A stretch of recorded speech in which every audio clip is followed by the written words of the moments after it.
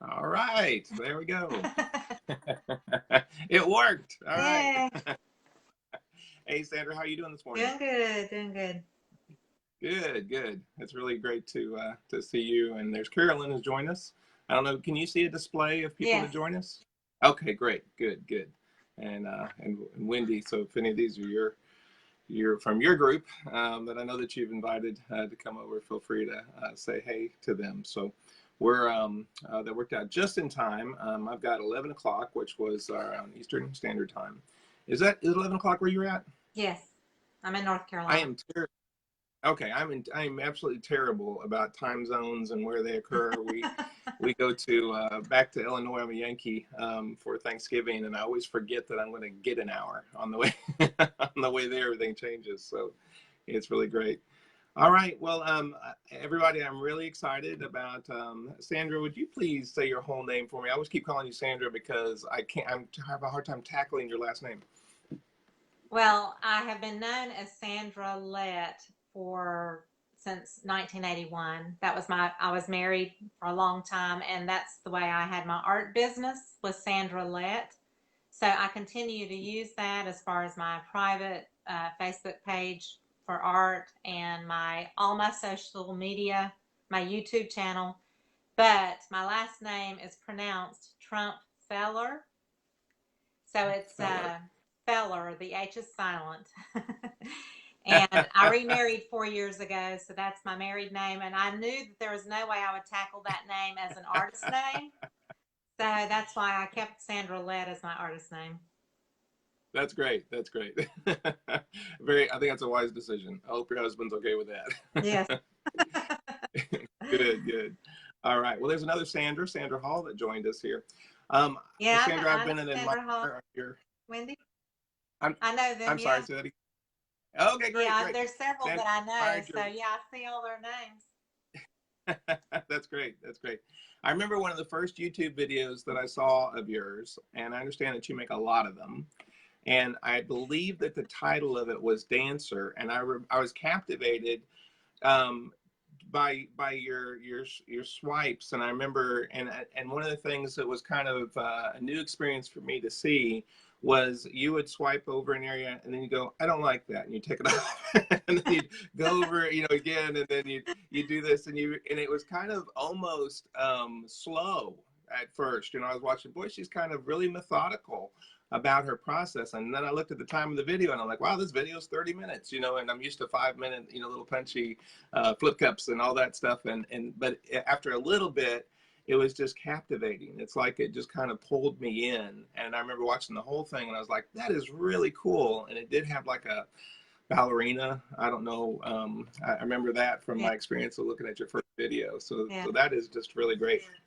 As we get started, I want to challenge the What's Selling group that Sandra is going to share a lot of very practical tips as far as how you can sell. And then she's going to share some personal things too, that is a little bit about her journey as an artist, which I believe is equally, if not more important to your process to become a selling artist. And so I want to challenge you. There's probably going to be like 20 or 30 nuggets that you take away from this. So you might even be taking notes on it, but that can be a little bit overwhelming. I'm a life coach, and so I know that we have to start off in small steps. And so I want you to identify one thing that you can implement in the next week, or at least a step towards that one thing that you learned from Sandra today, and then do that one thing. Okay, so Sandra, why don't we start off? I'd love for you to introduce yourself to people that maybe don't know you. That may not be anybody who doesn't know you. And then also, why did you do this? Why did you get started? How did you become a creative? Well, I was fortunate enough to be born into a family. My mother was actually very talented and could paint, but she had four daughters to raise. So she dabbled with it, but never really did anything with it. So I got to see kind of like my homemaker mother, kind of play around with it. And then her sister was a decorative artist in the Wilmington, North Carolina area, which is along the coast, and she did really well at it, and she was fabulous. And then my grandfather, my mother's father, was an oil painter, and he this was back in the 60s, when I was a little girl, And he painted stuff that it was just kind of otherworldly. It was very strange and mystical. And I used to sit in his lap and he would smoke a pipe and paint, and I would just watch him. And it was very slow and meticulous. And yeah, I was a little girl. I didn't know the reasoning or his thought process or anything. I didn't know how to, discuss that kind of stuff. And he actually died when I was around 11 years old. But his artwork, which I have at least 6 pieces of his artwork, which are really, truly phenomenal. And he was the major inspiration in my life as far as just kind of the genetic background of having that, kind of genetic art gene in you. And so I, of course, worked in the corporate field. I'm 54, and this was back, in my early 30s. I had 2 small boys, and I decided to take an art class at Central Piedmont Community College in Charlotte, and they have a beautiful art program. And I took an oil painting class, and I hated it. And I thought, okay, I'm not going to be a painter because I can't paint with oils. And I took a drawing class and color theory and, just a few things like that. And then we moved. We moved to Rocky Mount, North Carolina, where I lived for the next almost 20 years. But at that class, one of my teachers told me that I really had something, that I really had a gift. And Wow. that was all I needed to hear, was someone's affirmation to me that I might have a talent in the art, industry. And I'd seen some decorative painting that my aunt had done and so forth. And so when we moved to Rocky Mount about a year later, I decided to just jump off the deep end and stop working and start painting. And I really had no training. I had, really nothing, but I just started with faith, basically. Just, faith that God would see me through it. And I was very fortunate that I was able to watch. At the time, HGTV was kind of new and exciting, and they were Trading Spaces and all those cool shows. And Yeah, I I love would those shows. watch, yeah, I would watch them do decorative finishes on walls, faux finishes, and watch them paint a piece of furniture. And so what I basically did is I started painting for my family members and things like that. And I went out into the city that I lived in Rocky Mount, and I met a couple of the um, decorators and people like that. Gave them my name, told them I was kind of new at it, but I would really like to work with them, and built a relationship with them over time. And they brought me a lot of my business, basically. And then, Wow. after a while, I built up a reputation, and people loved what I did. And then it was word of mouth. I never advertised. For almost 18 years in the decorative art world, I had pretty much as I could handle, as far as I did finishes on walls, I did murals and painted, furniture and all that stuff. So, Well, you're really defining your artist niche right now, right? I well, mean, that was what you were known for that then. was my Yeah. artist niche. But then Yeah. the circumstances changed because I remarried and I moved out in the country outside of Fayetteville, North Carolina, which is like an army town. It's the biggest army base in America.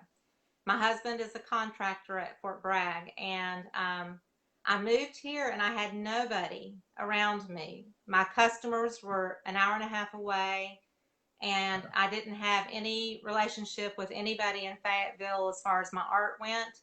And so I continued to paint on canvas because that's what I really wanted to transition to anyway.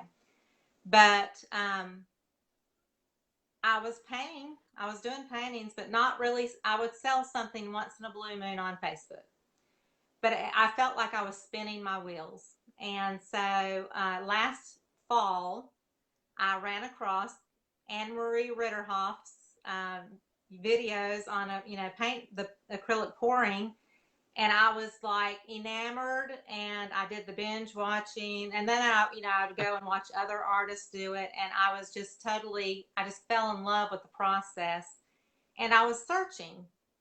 And at the same time, I also had joined Matt Tommy's Created to Thrive Artist Program on Facebook, which is a monthly program where you pay $37. well worth every penny. That's one meal at a restaurant that you can give up. That, I mean, it is so, so worth it. It changed my whole perspective on my art and as far as what I wanted to do, and it changed my perspective about my art journey moving forward. And so I went to one of his conferences in October, and I had kind of a God experience over the weekend, and it was just total affirmation from God that I was getting ready to start a new path. And Wow. you had asked me who my inspiration was. Besides Anne Marie and those people on YouTube that are the masters at fluid painting, I met an artist in Asheville who's 76 years old, who is a fabulous abstract artist named Jonas Gerard. And he spoke to me, and the things that he said that same weekend that I went to the conference, he told me to let go and to just enjoy the process and to let creativity and the spirit flow through me, and to not think about making money or trying to please a certain crowd with a type of artwork or anything like that, just to experience God's flow through me. And so Wow. I started to do a few acrylic pours, and I fell in love immediately because it was so freeing, because I was a realistic painter. I wanted to paint realistically, flowers and birds and all those beautiful things.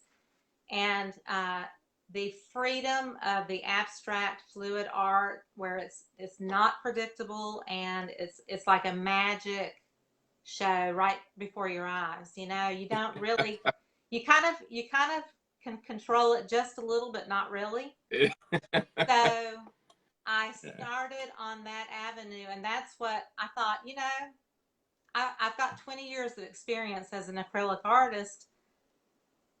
I can do this on YouTube. And so I started my YouTube channel around Thanksgiving or December 1st, something like that. I started posting videos, and I never dreamed it would go in the direction it has, and the following that I How, get and all how that. many followers do you have on YouTube? 29,000. 29,000. Yeah. That is crazy. And then how often do you post? I try to post every day. Every day. Because You do a video. in Matt's mentoring program, one of the things he preaches is making daily habits of doing the things that you need to do. If you want to succeed in your art business, you've got to really do the footwork, the groundwork to do it. And even if you don't feel like painting or whatever, you've got to do something, because once you get into it and you start on something, it'll really for me, it'll change my whole attitude. My cares and worries kind of just go away, and I get into that moment, and I am like in my heaven. That's my heaven. You're in your zone Yes. when you're doing it. And I think that's a really important thing that you've and one thing that I teach a lot is that our life is full of mountaintops and valleys, really. There's big ones in our life, but then there's even just small ones in the course of our day. And so I remember working with an artist many years ago, and her just saying, I just don't feel like doing this right now. I have to wait on this mood to hit me. And I said, you have to learn self-discipline. And when we we all get into that zone where magic happens on the canvas, and it's just beautiful, and you're just you got warm fuzzies, and it's great, and you don't need any other form of motivation, because this is just really kicking in. It's like an adrenaline drive. And then there's other times, though, that we have to force ourselves through self-discipline. During that time, we're learning and we're growing in totally different ways as a person and as an artist, that if we didn't do that, we have to do that self-discipline thing. I love what I'm hearing from you. And then, even if there's a day that I can't paint because I have doctor appointments or something, then I'm going to switch modes, and I'm going to go to social media, and I'm going to post. That's also, one of the other things about one of your questions is also about how do you market yourself and things like that. And one of the other daily habits that you need to get into, if you want to make a successful career out of it, is to go and post daily to your Instagram page, and wherever you're in the social media, put it there across the board. Keep up with everything and be present in that group that's following you. They want to see and hear from you on a regular basis. So That's good. it's very important What for you to do that. what all social medias are you in? I do Twitter. It automatically goes from my YouTubes that I post, Okay. but I don't really go into Twitter and post anything. I also have a website, and if you're serious about your career, I think you need a website, and so that's something that people should work on. So from my website, I also occasionally do blogs, or I do free giveaways each month and things like that. So all my posts there automatically go to Twitter, Instagram, YouTube, Facebook, Pinterest, everywhere. Interesting. So That's awesome. So, and I know there's programs like Hootsuite that you can post once and then it'll send it out into, like, I think 8 different forms of social media. You mentioned that you have, and I know that's a setting, I have it too, on my YouTube channel. And then also when I go to Instagram, it'll automatically go to Twitter as well whenever I post on it, and Facebook. And so some of these social medias are linked that way. And then you can also, through groups, and I understand you kind of recently started a Facebook group, right? And I have, and so I started that June 13th, and I already have about 2,700 people or so in it. So wow, that's great. Yeah, that's great. Yeah. That's an amazing following, actually, in that short period of time. Yeah. And so I'm sure a lot of those translated. And so a lot of this is you got to work really hard to get over the hump. And then once you do, then several of your followings will go over, into the other medias. And there's just some things that, in my history, I had this runaway YouTube video that for some reason got over 200,000 views, and I have no idea why. It's not even that good of a video. it just really took off. And so there was a few things to learn from the experience. Some of that is actually no longer possible because YouTube doesn't feed into Facebook like it used to, so that whenever, I think what really happened is that I'd posted it in like 10 of the acrylic pouring medium groups that I was in, and as people just kind of scrolled on and it played for a second, that counted, and then it got the algorithm over at YouTube picked it up and went, hey, this is really taking off, and so they started suggesting it in the sidebar, and that's when things just exploded. That's not possible anymore because of the social media is always changing. So it's really good to have insight from people like, Matt Tommy, I'm sure stays up on those types of things and advises you. Yeah.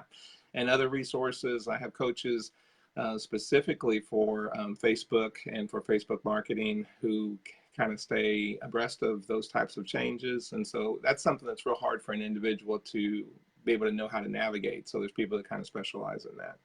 So that's good. Yeah. There's actually, there's a girl in my group, and I think she lives in New York or New Jersey, and she's Art by Fars, I think is her YouTube channel. Oh. So she got featured on Insider or one of those little things that came up through Facebook and everything else. And she's had like 4 million views, I think, on one of her sink strainer pours. So you never know, in social media. Oh, wait, is that the one? Listen, literally, I have had 10 people post that to my personal wall saying, Casey, have you seen this? And so I've got like this, now I'm copying and pasting the same thing where I said, it is so nice to be so understood by so many people. And thank you. You are the 9th person that you are the 10th person that posted this to my wall. And then ironic, and actually it caused me to change something because next month, I do workshops all over the place. I have 5 workshops in the next 6 weeks. And so, and I shifted so that I'm actually doing the colander pour next month in all these workshops so that I could add that to that and say, and you can learn this too, so you got this runaway viral video that you and I didn't create, but we can jump on and we can utilize in our business. Yeah. Yeah, but like you mentioned, the feathery looking swipes that I do, That first one was called The Dance, and it was very abstract. And then the Oh, second one that I got so many hits on all over the world was called Feather Dance, and it was a little bit more open, and it was with my swiping technique. So, and I've uh, had several 100,000 views on that. And so, it doesn't, you get inspiration from all sorts of sources. People on YouTube, people on Facebook. That's why I'm in multiple groups in the acrylic pouring world, because there might be something I mhm. see on one group that I don't see in another, but something that really inspires me to create something a little bit more different. So it's for me, Matt had taught us, in this mentoring program, he demonstrates it. It's a matter of sharing your knowledge, and I like to share. I don't like to keep my recipes or my techniques a secret. I Yeah, believe in sharing. I believe in sharing. I yeah. think it I think it brings back more joy to me to be able to share, when I am able to do that. And somebody mentioned to spell Matt Tommy. It's Matt, M-A-T-T, and then it's Tommy, Tommey. There's an E before the Y, and you can look them up. And yeah, somebody I mentioned. tell you what, let's talk more about Matt Tommy, because I know that he was really key with both you and I. And matter of fact, that's where you and I met. And in January, he had a 30-day art challenge, and so we'll post some links later when we're off of the live about where you can go. Sandra and I first met at a Matt Tommy did this 30-day art challenge, and he does have it's a Christian focused art. And say the title of his group again for me. Created to Thrive is his mentoring Facebook group. It's called Created to Thrive. Great, great. And so, and I remember just seeing that, well, she was obviously another flow artist. And so we kind of connected there and actually friended each other and have been talking ever since, and then following each other, I think, on groups and stuff. So would you talk more about Matt Tommy and maybe more of the principle of having a mentor? And then I understand too that you've started mentoring, which I think is a very natural flow for us as humans. I think we should always have a mentor and we should be mentoring. This is just how we are social creatures, whether it's in our personal life, different aspects of that, or even our business life. Could you speak into that? So his mentoring program, it does cost $37 a month, but so the Facebook group is where you have the opportunity to connect with other Christian creatives like you. And in this group, it's not just painters. It might be a musician or jewelry maker. He is actually a basket sculptor. He makes these gorgeous, very one-of-a-kind basket sculptures that don't have handles. They hang on the walls. They're like artwork. And it's faith-based, so he has a lot of great Christian advice from a biblical perspective about how God created creatives. He created us to do what we do. It is our calling, and it is our ministry. And I look at this as a ministry too, because in my YouTube videos, I might not be talking about Jesus through my whole video, but I might make one little comment about my faith in God or whatever. And I've gotten countless responses from people that say, "I'm so glad you're a Christian. I'm a Christian too. And you really inspired me, or you really lifted me up today." So you never know how you're going to, affect someone else. But so he has the Christian perspective, and he backs it up with scripture about God blessing us in the direction of art, that it is a gift and it is a blessing, and he wants us to financially succeed as an artist as well. The starving That's artist awesome. mentality is not true. It is not true. You can make money as an artist. And then his business perspective is the other half of the equation, and he's just phenomenal at giving you good, solid advice about creating a website and posting on social media. And another thing that I had, a curator in New York tell me is to always keep, like, your profile picture. keep it the same across the board in all your social media pages. Like I have a picture of me standing in front of a barn with paintbrushes and a blue dress. And that is the same in on my Facebook artist page, my website, my Instagram, my Twitter, so that people automatically know who I am when they see that picture every time. Let's basically become your logo, at Yeah. that point. And Yes. we've been talking in this group recently about how an artist the first thing you have to sell is yourself, and you have to sell your name before you sell your art, and that you have to establish a reputation if you're going to get more than $35, for what I consider there's craft prices and there's art prices. Yeah. And, if It's you're, not just a hobby I mean, it's my passion, but it's not a hobby making thing for me. This is my career. yeah, It's my career. that's awesome. Yeah, And that's awesome. I would do it still, even if I had the money and I didn't need money, I would still do it. But I have to pay the bills, so this is what I'm doing to pay my bills, but I would do it no matter what, because I am not the same person. If I can't paint, I can't wait till the next day when I can paint. If there's something like yesterday, I was on the road all day running around, and I delivered a painting and things like that. But I can't wait to get back and to start painting. And that's really like truly following your passion. But he just gives really good sound advice about how to run a business and everything from, like, I have an IT husband, so he set up my website and all that, and it's through WordPress, which is for a lot of people it's very hard to do. But there's also another one called Weebly that Matt talks about that is more user friendly and people can set up their own websites. So that's also something to consider as you grow as an artist, from taking your hobby into something you want to do as a business, is to consider eventually having that website and putting your face on a page where people know who you are. And that's the reason I use my picture of me instead of a logo. Is I want them to find my name, and then I want them to know who I am exactly holding my paintbrushes.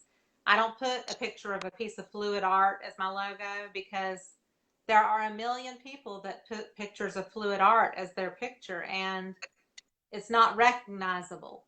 So you want to stand out in the crowd as far as how you market yourself too. That's awesome. Very. Did I cover everything as far as Matt goes? I'm trying to think. I think so. We'll put some links in there about both how to get involved, about his mentoring program, and then also that he currently, again, we met during that 30-day art challenge, and he just started another 30-day art challenge. Yes, I just started. And it's not too late to join. Yeah. Yeah. And so what everybody can do that wants to. Yeah. It's day three in a 30-day. And also, he asked me to be a facilitator in his group.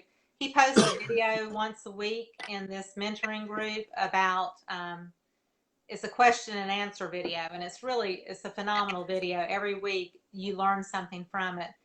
But he also does, maybe once a month, he does a mastermind intensive group where he has facilitators, and there's about 700 people in this group, and there's about, I don't know, 10 people that are facilitators, and I'm one of them. And so that's my kind of way of mentoring to someone else, is 5 or 6 people can be in a group, and they can ask you questions, and you can give them advice about what they need to do to take the next step at whatever point they are in their journey. So that is another way that I kind of mentor, is through this program. I'm one of the facilitators that someone can join in on my group that week, and ask questions and get advice and get encouragement, whatever you need. I get encouragement from my followers. I need it just as much as I need to give it. I think with artists, we need encouragement back and forth to spur each other on to do what we're gifted to do. Wow, that's awesome. Really, really good. Good. Neat. So we'll put that in there. So if you wanted to join the 30-day art challenge, every day you do an art piece, and according to a certain theme, and then you post it on that Facebook page. And there's usually a couple hundred other people that have done it. Oh yeah. It's really neat to see, like in your news feed, how they have interpreted the instructions. I think yesterday was to either write a poem or be inspired by a poem and then do an art piece based on that poem. And so that you get to kind of tell a little bit of a story behind it, and it's really neat. So there's Kara. Kara loves you. Carla, excuse me. Carla, yeah. It's a tiny screen there. You want to talk about more about your particular style? I don't. If you covered all of that, that's cool. And then what do you do to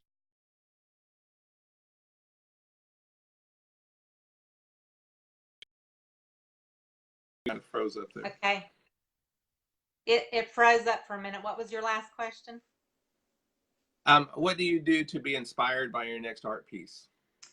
Oh goodness, I'm a typical artist. I'm all over the board. I love flowers, so you'll see me doing abstract flowers. I'll be blowing flowers. I love to swipe. That's kind of what people really know me for, is doing the very colorful swipes with little cells and that kind of thing. But I love to do a dirty pour. So I'm kind of all over the place. I'll watch somebody's video and I'll see a pour that I just love the colors. And so it's like I've got to use those colors in a pour somehow. And it just depends on on the swiping, I like to do larger pieces. So it depends on if I've got the table set up to do a large piece. I work out of my kitchen. I don't have a studio. I'm looking for one. I'm praying for one. But right now I don't have a studio. So I literally, my house, the other half of the kitchen where my table is covered with butcher paper. I've got box lights and a camera hanging down and, a wireless mic and all this stuff in my kitchen. We eat on our laps on the living room, couch. It's just, my art has taken over everything. But it's just inspiration for me. Well, like for now, for the 30 days, the inspiration will be whatever it is in this 30-day challenge. That's the way I'm going to be painting for this. Like tomorrow's challenge is something about your childhood memory. Well, my childhood memory is my grandfather and me, and I have a wonderful photograph of him and me. He's holding me as a little girl, and I don't paint people, but that's going to be my challenge tomorrow, is to paint Wow. me and my grandfather. And it may be, kind of abstract looking, but it's not going to be an acrylic pour. But I'll still videotape it, and I'm still going to put it on YouTube if it doesn't turn out like terrible. But I'm constantly. I think you should post it if it does turn out terrible, because it's just how we learn. It's how we grow and get outside of our comfort zone. And so to walk with you during that process of even uncomfortability, I think that has value, for the watcher. Well, that's one thing that my viewers can say about me, is I'm always changing something in my pour or swipe. There's something always that I don't really care for, and I will swipe it off or paint over it or try it again. Yes. So That's great. I am very much about try again. Yeah. I was teaching a class a couple of days ago at the Art Center in Valdosta, Georgia, and one lady was doing this piece, and she's like, it was the time to do a large piece. We'd done all the basic stuff, and so she had our large canvas, and she's like, I like this, this, and this, and I do not like that at all. And I put a business card in her hand, and I said, scrape it off. I learned this from Sandra. Just scrape it off of there, refill it, and do it again. And yeah, or put a color over it and swipe it and see what magic happens. There's always you can always back out of a situation, and that's like my faith in God. I've screwed up through life, but you can always back out, and God always has your back, and He allows us to make mistakes, but we can correct them, or He'll help us correct them. And that's my belief about our artwork, is we can correct our mistakes, And if it turns out so bad where it's just not changeable, just scrape it off and start over. I love it. I love it. You mentioned earlier, you know, about that God endorses us being creatives. And it's kind of funny because so much about the world, and particularly this American lifestyle that we have, where we're very, very fast paced, we're multitasking, we need answers to every questions, fast food, everything, is supposed to come to us very quickly. And we don't have, our culture doesn't have a big tolerance for creative work. Now I think it's swaying. I think there's a big movement in that. And it's kind of been silly that we got away from it. One is, if we believe that God is the creator and we're made in his image, then we are creative. And that then has value in and of itself. And so I think one of the first things for myself as an artist is to recognize that this isn't just something that I dabble with, like maybe I did when I did coloring sheets whenever I was a kid, and then I put it down, and that's not really part of who I am. Right. This is part of who I am. This is part of my identity. And that I am supposed to flow in this creativity. And so that's a really cool thing. I noticed that tomorrow, I got it pulled up on my computer, the day 5 challenge is to make a piece of art out of something that you would otherwise throw away. And for years, my art business is called Art Cycle, because I love taking, and this is what I do professionally as a counselor too, is I take things that were in people that were discarded, and then hopefully recycle them, upcycle, get them into a place in which they're highly valuable. And so that's part of my passion, as an artist. So I'm excited about tomorrow's challenge. Yeah, see, and I'm not sure what I've got to come the up next thing. But yeah, as far as inspiration too, is one thing I do not do that Matt highly suggests in his group is for people to journal. And I have never been a journaler. But a lot of people journal, and I think that is one of the successful habits of people that really are into what they're doing. And he mentions that it's kind of a way to connect with God, that you're journaling your thoughts, because I'm very forgetful too. Is if you make a note and you're writing your thoughts down, or what colors you want to use for a project or whatever, you're more likely to remember it, or if you want to sketch it out, but whatever. I receive my inspiration from God. I usually pray before I paint. I ask him to flow through me and to speak to someone in some form or fashion through my art, either through the YouTube video or through the piece when, eventually somebody may buy it. But I'm always asking God for inspiration. And the other thing that I've learned, I've been a Christian most of my life, but I never thought that I was one that ever heard God speak to me. And this is something that he's trying to teach his people in the mentoring group, as how to listen to God. And I have learned that you don't have to always audibly hear God's voice. That's not always the way God works in your life. It can be in your thought and creative inspiration process. And so I have learned that, when I started thinking about doing the YouTube channel, I wouldn't have done that. 6 months prior to that, I would have never thought I was going to be doing a YouTube channel. But somehow that thought came into my mind, and it came into being. And here I am today at 29,000 subscribers. There's a reason I started that YouTube channel, and I don't know what the reason is. Yeah. The only reason is God must have inspired me to do that. There must have been a reason.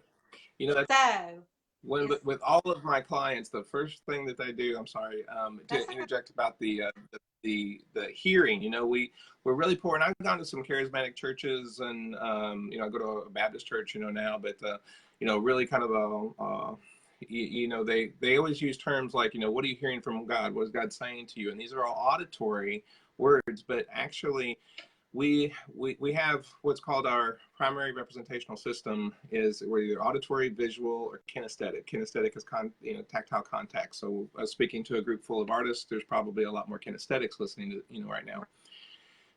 And because of that, that's the way that we represent the outside world to our inside, right? And so it's also your learning style. So teachers are very familiar with auditory, visual, kinesthetic learners. Well, I give people an assessment on which one they are before I begin working with them. It's their intake paperwork, because it's important. And one of the things that I had to realize is that, I was in this 20 years ago, I was in this environment where people were talking about, God talking to them. And I'm like, I don't hear anything. What are you talking about? And Right. statistically, the least of us are auditory learners. And most of us are visual, secondary is kinesthetic, and then that's percentage wise, the least of us, human beings, are auditory learners. And so I had to learn. I would get a kinesthetic kind of feel or a push or move, let's go this direction. And and if somebody asked you, why are you doing this, you have to interpret it because you're speaking to them, in auditory. I feel like God's telling me to go to this university and, get a degree in counseling. But I almost felt like I was lying because I never heard those words, even Right. though I believe that other people did. And I Right. do, that they get more of an auditory Right. representation, what they're hearing from God. And it's important too that the bigger picture, how do we take that? That's personal, and then how we go forward with it is that our art and what God inspires in our art also has a message and a representation that can be for the viewer of our art piece could be auditory, visual, or kinesthetic. And so we have to have that in mind and just kind of have a childlike curiosity of Right. how is this message going to be conveyed. And I don't have to have control over that, but I do have to allow that to go through me. Right. Yeah. It's, I didn't realize that sometimes my thought processes are maybe God speaking to me. So it can be just being more open to the idea of God, if there's something you need to let me know, if there's something you can, reveal it to me, is asking God to reveal it to you. But just thought processes in general is just being really attuned to what creative processes are going through your mind. Today, I'm going to do a swipe and I'm going to make it very colorful. And I don't ever really pre-think out what I'm going to paint. I mean, some days I do say, okay, I want to try to do some blown flowers today, but I never, like map it out or sketch it out or anything like that. I just allow my creativity to flow. But I now understand that God is speaking through me and through my thought process, and I am hearing his voice. It's not, Sandra, paint a flower today. But there's something to be said about really being attuned to your thought process and asking God to allow you to hear him more clearly. That's what I'm working on. And I it love really it. seems to be working for me. Good. Yes. Yeah. Yeah. By a lot of evidence. That's really good because you sell a lot of art and you get some really great prices for your art. And could you speak into how do you price your art? That's something that comes up commonly. I think actually I approve every post that comes onto this page, and two people just this morning asked a question about pricing their art. How do you go about? Well, and I've been an artist for 20 years, so I chalk up Mhm. some experience as to making my You prices a should. little higher. You So should. I just recently, in the last 3 or 4 months, I had never had prices on my website. I had always left that blank and put ask for price. And one of Matt's things is never, never, never not put a price on your website. Because if people don't see a price, they're going to just move on past it and they're not going to ask you. And so Mm. that was one of the things I worked really hard on earlier on this year, was going in and getting out of, it's kind of an uncomfortable feeling to put prices on things. But Yeah. I decided $1 a square inch was going to be my price. And then, but I'm also willing to be flexible because, like, I just had a show that was in Raleigh.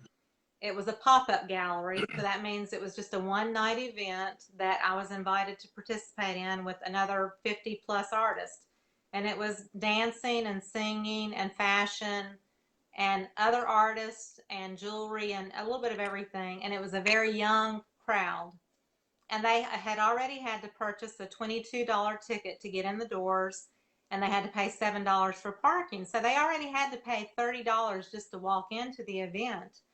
And I knew, and God told me, or maybe God didn't tell me, but I felt like I needed to be very generous that night. So I only had 6 feet of space. So all I took was my 12-inch canvases. I had painted a good bit of 12-inch canvases knowing that it was going to be a small area to display in. And so I really prayed about it, and I decided I was going to sell my 12-inch canvases for $30. Now on my website, they're $144 because that's the dollar per square inch price. But that night, I made them a show special, one night only, for $30, and I sold $450 worth of art. So Wow. you have to determine, do you want sales? Do you want to make the connection with people? Do you want to have this one-on-one rapport, or do you want them to look at your art, see the price, and walk away? Right. And I Well, you chose, mentioned also giving arts away, things away, and so in that case, you're kind of meeting like a halfway mark there. You know, it was promotional. You got your name out there. You also, right.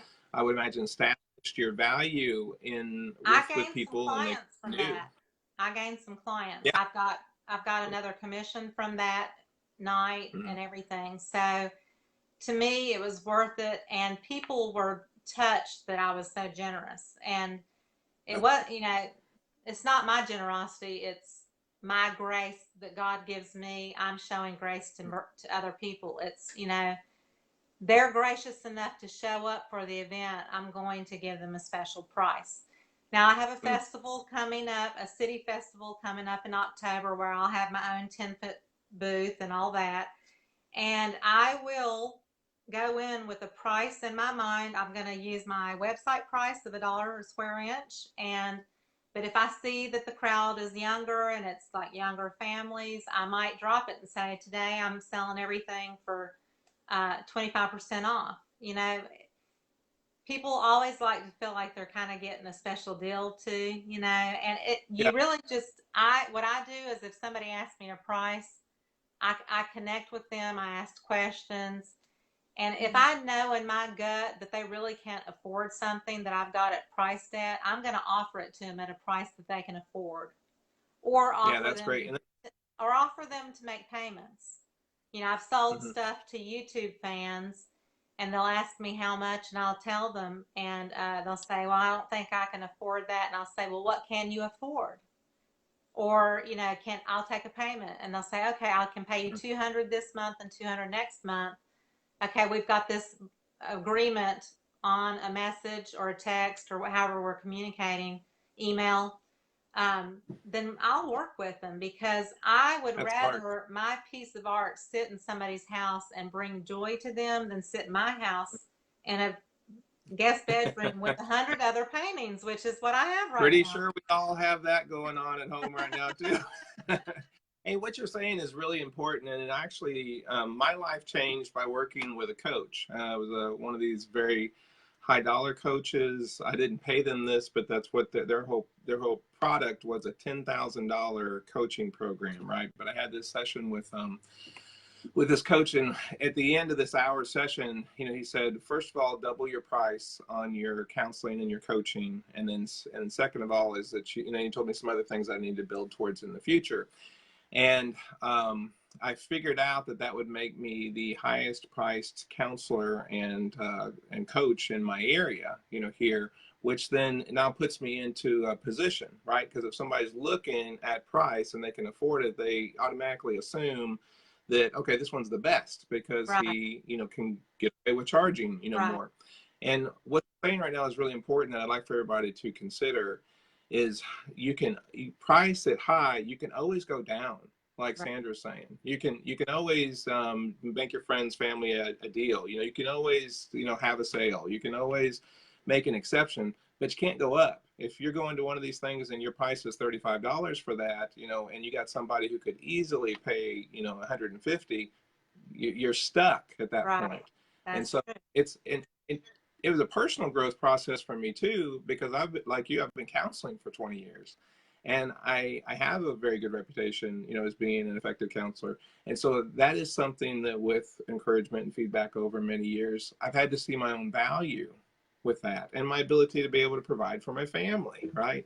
I have And 4 children, so they cheap. I've heard that quite a bit too, is don't undervalue yourself, because people are putting in these acrylic pouring groups, can I sell this for $30, and it's a 16 by 20 or larger, and it's like, no, sell it for more. It's like, don't give your stuff away. You have to judge your market that you're currently, whatever show or whatever. Like I said, I go higher on my website end, but some people will not purchase art if they think it's cheap. Like if it's Yeah, priced too cheaply, they won't purchase it. So that's something yeah, that is very common for people that are really serious about the art that they collect, is that if you're priced too low, they're not going to really consider you to be quality. yeah. And they don't want it in their living room. Right. Yeah, that's good. That's good. So, and what let's see if you agree with me on this. I think there's one, exception to this, is that we do have to learn before we earn. And so there's a lot of people that don't have a 20-year history in art like you do. That is, and I know that this big huge trend only started a little over a year ago, right? Flow art existed before then, but as far as it being crazy all over the place, it's relatively young in that, and there's a lot of interest in it, and so there's a lot of beginners. And when the stuff that I created a year ago, I look at it and I go, yeah, I would never do that again. I would never even put varnish on that again. Yeah. Because I would have scraped that. Yeah. So if you're in that beginning mode, I think that's the exception. You also don't want to, your spouse will soon tell you, you have got to sell. We're selling our house and we're moving, back to Valdosta, and we live in Nashville now, not the cool one. We live in the population 4,000 Nashville, but Nashville, Georgia. But we're moving back, and so to try to, we're showing our house. The realtor called and said they're going to bring somebody over tomorrow, and our walls were just packed with my art, and so we had to declutter. And so I think there's a time for having a fire sale, and getting stuff moving and putting things, like I have a local restaurant here that has some of my art in it. And I kind of put in some of my earlier art and, priced it very low, for that. So, but once you become, established, you have your niche, you have your, where you're confident, you have it where you can sell this and you could do another one, and you know how to do it. It wasn't just happenstance. I mean, we're all going to have flukes, but that there's a time and a place for moving it while we're in that learn stage. Later, we'll be in that earn stage, like you are, and in your art, as I am with my coaching and counseling. Do you agree with that? Yeah. Oh yeah. And I still consider myself in the learning phase as far as acrylic pouring. Oh, I have only been doing pours for 7 or 8 months, so it's still a mhm. learning curve for me. I just did a sink strainer pour last night for my 30-day challenge. I did it for that. It's what I posted today in the pouring group, called His Glory, and it looks nothing like a sink strainer pour. But I felt like that was how I was inspired to do it for this project, because I'm praying for each of these daily projects, but I'm still trying to learn the techniques myself. So that's the one cool thing about videoing all of your paintings as you do them, is you can go back and look at how you did it and learn either what you did wrong or what you did right, Yeah, So, yeah, yeah. and even if you do it right and you want to do it again, it's never going to turn out the same again, because that's the beauty of acrylic pouring, is every two, there's not going to be any two paintings that look alike, ever, ever. It's just not Ever. possible. Yeah. Yeah, We I'm can with you on that. When both. I teach classes, I say, all right, everybody enjoy what you're doing today. But when your friends come up and say, hey, will you make me that in purple? Say no, because you can never create that thing again. Yeah. No, it's Yeah. And I think we that, could but stand there's a difference beside each between, other. We could stand beside each other and use the same paints and the same water, everything. And mhm. our two pours will look totally different, you know? It's just Agreed, agreed. Yeah, I teach a technique called a smash, where it's a dip, but you put two canvases together. And I said, this is the closest that you're going to get to having two, but they're mirror images of each other. They're not the same. So you could, and hang them I together, can't even do but those that's about right. it. I can't do those right. I haven't gotten that technique down either. I can't even smash Well, paint right. but there's a difference though between you being an established artist for 20 years and learning a technique and it taking you a minute to be where you can crank it out, as opposed to your knowledge of acrylics, your knowledge of mediums, your knowledge of where, and you have a good sense about where it's going to turn out. Right. It may not be like what you envisioned or maybe what you saw on someone else's video that was cool and you didn't accomplish that part of it yet, but I mean you will. But that someone, Carla, sorry, asked, how do you know when you grow from the learn phase to the earn phase? Do you have a suggestion of an answer for that? I think for me, the largest response I'm going to get to any of my artwork is usually through Facebook. And so I would say Yeah, posting your pictures on Facebook on your own that's good. timeline as well for your friends and family to see. You can do it in acrylic pouring groups and you're going to get feedback there. If it's good, you're going to get feedback. People aren't going to tell you if it's bad. They're just not going to respond. But Yeah.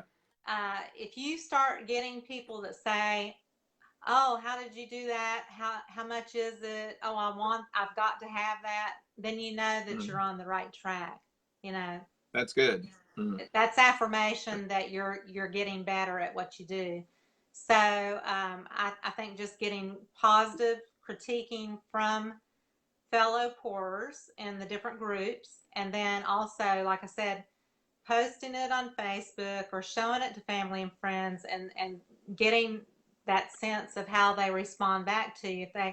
If they look at it and they go, "Oh, that's not, yeah," or if they say, "Oh my goodness, that is beautiful," then you know you're on the right path. that's awesome. That's awesome. Well, believe it or not, we have been talking for an hour. This hour went by so quickly. I just really enjoyed talking with you. How about, do you have any final comments as far as like a message that you'd really like to share with the listener? Let me look through my notes real quick because I'm like I said, I'm We an artist. cheated. I sent Sandra a long list of Q&A, and then she filled it out, and then we've been bouncing back and forth for a couple of weeks, and so we wanted to be well prepared for you for this Facebook. So she's looking at her cheats right now. Excuse me. I would say, just constantly watch videos to watch people's techniques, to watch how they layer something or how they choose their colors. Mm, Um, you know, like I started with Anne Marie Ritterhoff because she's so good at teaching. She's so, slow and patient. And when you said that I was kind of slow, it was probably an hour and a half video trimmed down to 20 minutes. So I am oh, kind of slower wow. in my process, and I cut out a lot to make it. And still, my videos are longer than most other videos, but Yeah, yeah, I love it's it. just when you mentioned like art trends, how do you choose what you're going to paint? I usually just go with my gut. I love happy colors. I love a lot of colors, so I'm always usually going with a very colorful direction because I think it kind of appeals to the masses. But Yeah, you can also look at the decorating trends. Purple is the color of the year, and so I've tried to incorporate some purple paintings into my pours and things. But just be aware of. I just kind of try to listen to my inner feeling and my inner gut. And if you don't have a lot of artistic knowledge, is just pay attention to who you think are the really great mm, pourers and teachers, And if there's, local classes in your area, try to take a class. I see that's something new that I'm going to try to start doing is, I'm going to start teaching classes, and I've not done that in person yet. And that's going to be nerve wracking for me at first, but I think that You'll be awesome. I think I'll be able to naturally just jump right in. But Yeah.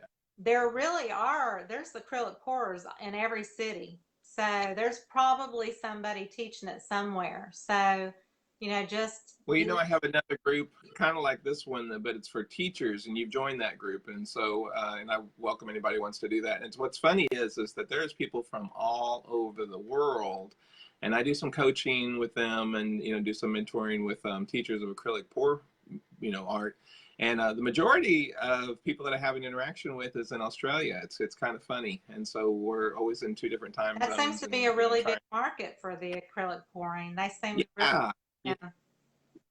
And see, Yeah, so it's very fascinating to have that kind of global reach with something that just seems so, I don't know, simple.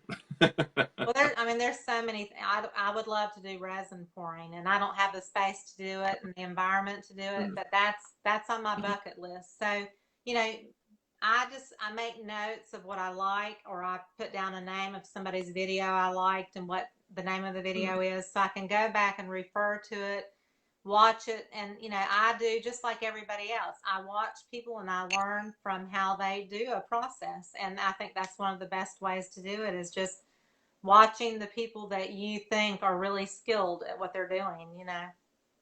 Yeah, that's great. And I love the save feature on Facebook, and a lot of people don't know what that is, but it looks like a little ribbon in the upper right corner. And so if you're scrolling through and you really like somebody's art, is you can just click that and it goes to a special save file that you can access later. And I have probably over 100 art pieces that I've seen other people do, or it gives me inspiration, or I'm like, I like what they did here. I don't really like that art, but and then I go back to it, and that becomes now on my to-do list. It also becomes my list of the next thing that I teach, when I'm building my list of techniques on how to do that. So that's really good. And I save people's photographs all the time, and I put it in a folder called ideas. And so I can constantly go and look and say, what did I really like about that picture, that particular color frame? What did I really like about it, so that I can create something that's maybe similar, but not, because nobody will ever create two pieces that are alike. But it's so much, it's very encouraging to me. It's phenomenal to see people, like if I did a swipe and then I put flowers on top of the swipe with my bottles, my squeeze bottles. It's so cool to see other people doing it, and theirs look different from mine, but it's just so cool to know that I'm inspiring people to try something that's out of the comfort zone. And that would be my final piece of advice, is just to always be willing to step out of your comfort zone and try different things. Or if you're trying to move your art to the next level, is looking for opportunities to put your art into, school talent, school shows, and festivals. Churches have events. The Arts Council in your area has events usually going on all the time. You gotta do the groundwork or the footwork, but constantly be looking for ways to get yourself out there and to start getting into exhibitions and festivals and things, and try to sell a little bit and see what happens. So. Well, you might sell some, but the networking that you're doing and the relationship and the understanding as your brain kind of wraps around the business structure of selling art is so valuable to us. So I love what you're saying there. All right. Well, next week, this time on the 8th, we're going to do another interview, but it'll actually be on the teachers group. And so if you haven't joined that group, I recommend that you do that. And so Sandra's already there. And so where I do an interview with Gretchen Wheeler, and Gretchen is I picked out the prima donna artist today, and the prima donna art teaching business owner. She has a business that she employs actually 8 different teachers. Wow. And she has a studio. She does some great stuff. Yeah. And Gretchen is a wonderful person. Gretchen has started a social media group that I'm a part of, and I pay. It's a paid membership to be a part of that. And she's actually been coached by Stu McLaren, who is a great mentor and coach. And she pays him thousands of dollars to do that. And so I pay her much less than that. And she filters down that information to me, and it makes it so much easier for me to do what I do. And it's been more than worth it. I mean, I've gotten 1,000% more return on my investment. But Gretchen is a wonderful person too, like Sandra. And so she's going to be 11 o'clock next Friday, Eastern Standard Time, but on the teachers page. Yeah, you'll definitely want to see that. I want everybody else to join us for that too. And so, Sandra, any other final comments before we end? No, and I just saw Lynette said something about they don't have the amazing paints in the UK that we have, but I am sure that you can start anywhere in any country with whatever craft paints they have available. I don't use top of the line paints. I use Deco Art. I've even used Craft Smart, which is the cheapest that you can kind of get around here. And then I use like Liquitex Basics or Master's Touch, but they're probably mid-grade tube paints. And then some people use only golden, which is kind of what people consider more the premium. I don't use that because right now I can't afford to purchase those. I'm still learning too much to get to that level. If I get to the point where I can, but there's always something in your area, craft paint, that you can find that will work just the exact same way. And then if you can't find Floetrol or Oatrol, you can also go to a paint store and ask for a water-based paint conditioner or paint extender, and that would probably be the same type of thing as that we have. So I think there's always something that's available wherever somebody lives. You just have to know what to ask for, So it is tricky working because we are worldwide, with Facebook, in these groups. And I was talking with a lady that was, I'm trying to remember what country she was in. She spoke really broken English, and I'm trying to remember. But she said, I can't find Floetrol. I can't even find paint conditioners. I said, have you tried varnish? You can use, a varnish instead, for your pouring medium, at least get you started that way. Well, and I bet most of the people that are watching this can identify if you started this a year ago, if you started this 6 months ago, and you got several dozen of your early pieces sitting there, that you made in the beginning, and now you look at it and go, I'm so beyond that, right? I don't want to do that. A great way to learn is you don't have to go out there and spend your paycheck at Michael's. You can go get to a paint store, go to their Oops section, find it, right? Use house paint. And there's a paint store in Valdosta that's where I live, and not even Lowe's or Home Depot, but it's just what is it? Peacock paint or whatever. And I said, do you have any Oops paint? They sold me $1 a gallon, for Oops paint. This was a long time ago. Then even got some tints from there because their little machine in which they tint it, right? It kind of oversquirts, and so they collect that, and they're just going to throw that away. You can have that, so you could take something and even change the color of it, for you. And you could even just cut out pieces of square cardboard. That's what I tell my students. Water the paint down. Don't even worry about an extender. Don't worry about anything else. Use some cheap oil or for your silicones for your cells and stuff, and practice. It will only be something that you can learn on while it's still wet, because when it dries, it's going to look just terrible. It's going to warp and all that. But think of right now, like I said, probably all of us have 30, 60, 100 of those paintings that you don't know what to do with now, and you're just ready to throw away.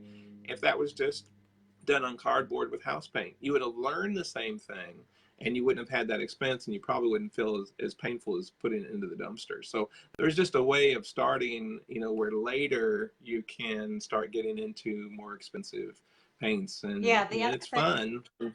The other thing is most, dollar stores are going to have at least the primary colors, white and black, in dollar bottles. And then I've mentioned to people that are really, really new, that are just starting, is just maybe start with 3 colors, black, white, and 1 red or, blue, or, just do the 3 colors. You'll be amazed at the beauty that you can create with just black, white, and one color, you know. So Hmm. you can You're start with also really safer because minimal you're budget. not mixing warm and cools. Yeah, you can start with a minimal budget to, you know, really get going. Yes, we can. Sorry for talking over you. Well, there's a delay between us, and so it's hard to not talk over each other sometimes during these lives. But all right, well, Sandra, thank you so much Thanks for having for me. joining us here, and I really love your message and what you've shared. And there's so many nuggets of value. I think there's way over 20 or 30 things that we could write down as far as things that we've learned from this interview. And I appreciate you so much. All right, thank you. I appreciate it. Very good. You have a good day. Y'all Okay. have a good day. Thanks for All joining. right. Thanks. Bye bye. Bye bye.